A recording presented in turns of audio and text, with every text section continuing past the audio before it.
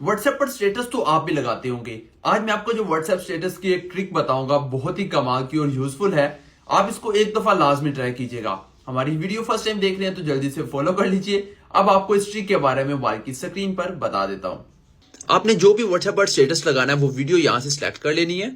मैंने यहां पर व्हाट्सएप स्टेटस के लिए एक वीडियो को सिलेक्ट कर लिया। उसके बाद आपने टेक्स्ट पर क्लिक करना है। कोई सा भी एक टेक्स्ट यहां पर ऐड करना है। ठीक है, मैंने टी लिखा, इसका कोई सा भी एक कलर यहां पर चेंज कर दीजिएगा।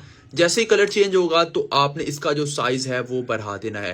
ठीक है, इसका साइज बहुत ही ज्यादा आपने लार्ज कर देना है ताकि आपकी वीडियो यहां पर बैकग्राउंड से नजर ना आए। ठीक है, उसके बाद इमोजी पर क्लिक करके कोई सा भी एक इमोजी इस पर लगा दें और आप लोग इस तरह से बगैर वीडियो दिखाए अपना कोई भी स्टेटस लगा सकते हैं। अब ये देखिए, यहां पर मैं प्ले भी कर देता हूं।